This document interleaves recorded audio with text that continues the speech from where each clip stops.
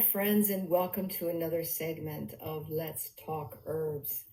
I'm an herbalist with a deep appreciation for the plants that can assist us in staying well.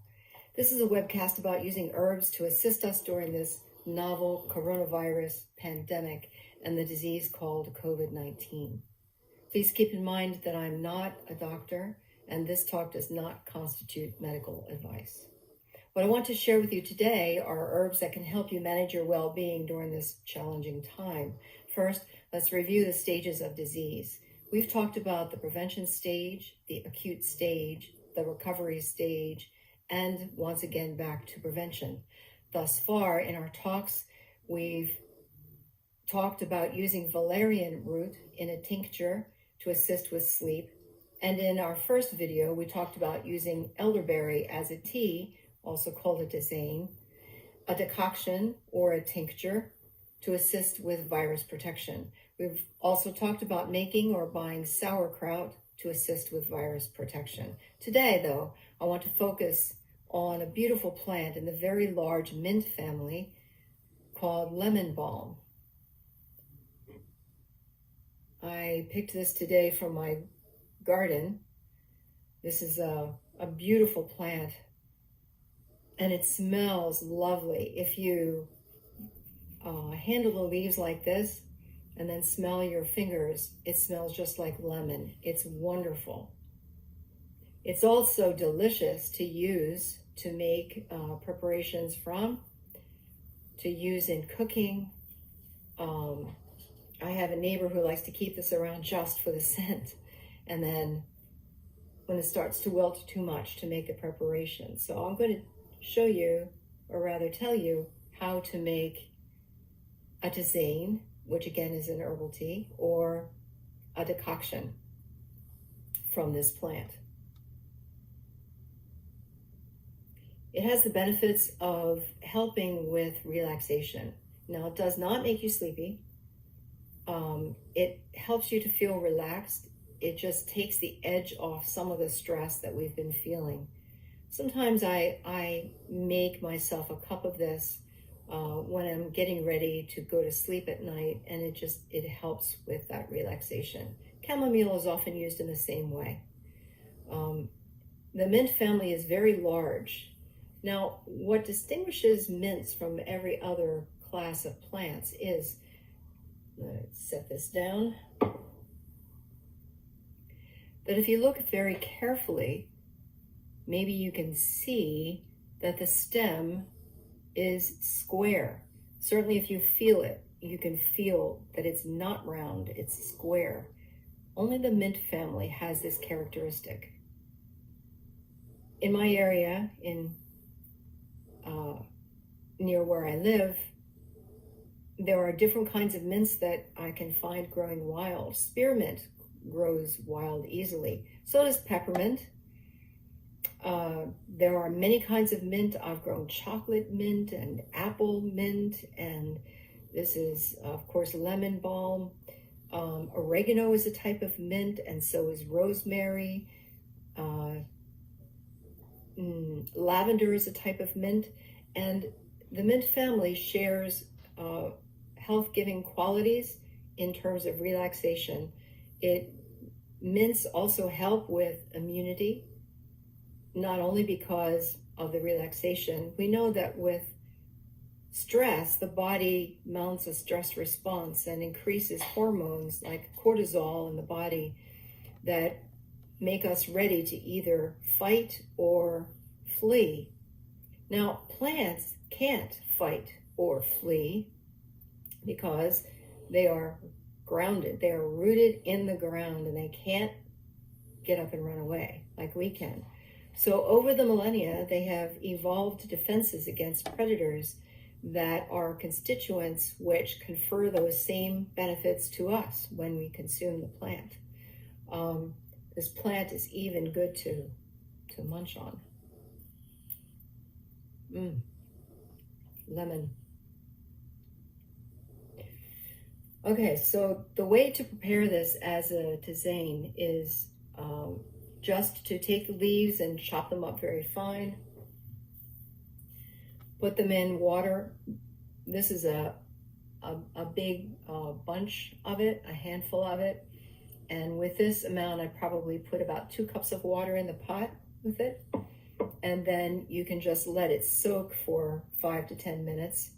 And that's tisane or tea. Or to provide more benefit, if you do the same and put it in the pot and then bring the water to a boil and then let it simmer for about 10 minutes and let it cool and drink that, then that confers more constituent benefits from the plant. To this, if you wish, you can add honey or sugar or mix it with other things. I've experimented in mixing it with green tea, but I actually like the lemon balm by itself. Green tea has caffeine in it. Lemon balm does not. So if you're thinking about using it to help you relax into sleep, I would not mix it with tea. Yeah, it's just a lovely plant. There are other benefits to it that don't bear on what we're talking about today. There's a second plant that I want to highlight today, and this is called hibiscus. Now, this is a plant that many people have in their gardens because it's a beautiful flowering plant with very large leaves. It grows in different growth habits, as they call them, depending on the variety. One of the habits grows to about 2 feet tall and has flowers that are very large in red, purple, pink, in that kind of range, that are about 4 inches in diameter. Just beautiful. It has a very light, delicate scent. The way I have grown it has been more as a bush, which grows to about 8 feet tall, used as an ornamental in the garden. What people don't know is that it has medicinal qualities that are very beneficial to us at any time, and of course right now during the pandemic. The hibiscus plant is something that Dr. Greger talks about. He is a medical doctor whose interest is in promoting public health by talking about the foods we eat and the things that we drink and what benefits or harm they may have to us. I highly recommend what he does. He has written a book which has been on the New York Times bestseller list called How Not to Diet, which I recommend.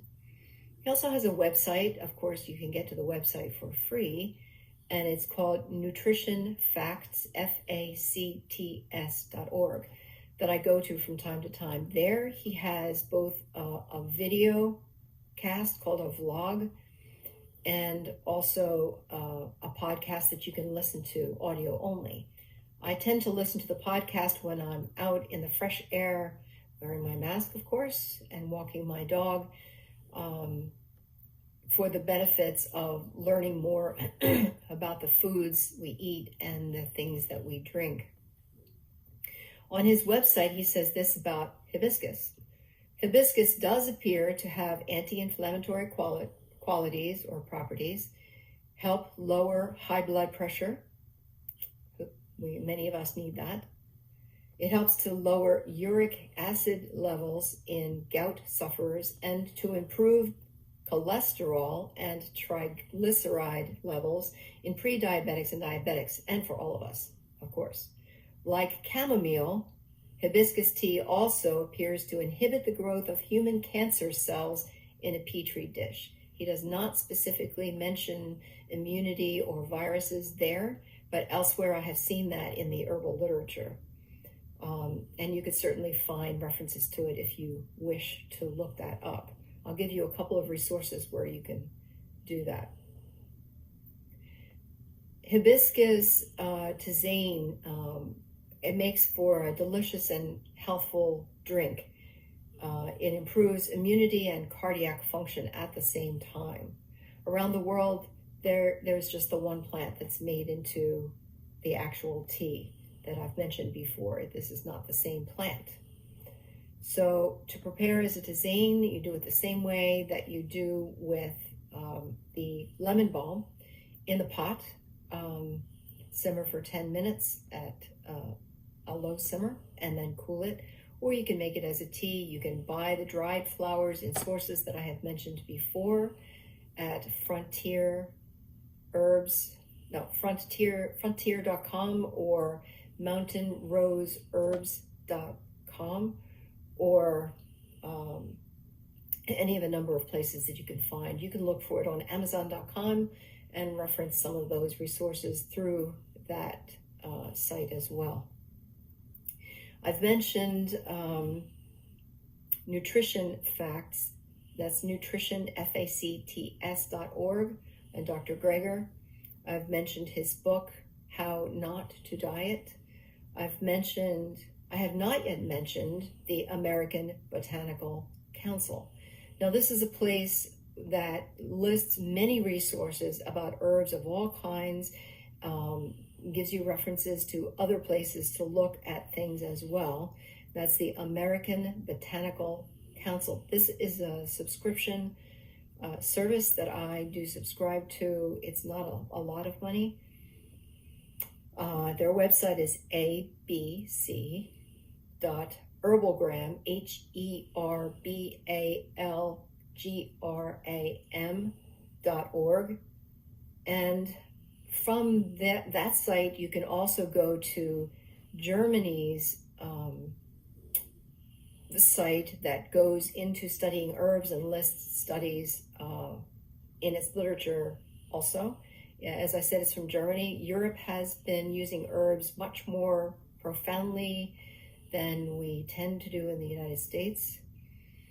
Commission E has what are called monographs, which are studies of single herbs that gives you a lot of great information. That is available through the American Botanical Council site that I mentioned just previously. So we have three sources today: the American Botanical Council, the Commission E monographs, and nutritionfacts.org, the podcast, the video cast. I also mentioned Amazon.com again, where you can get herbs. Frontier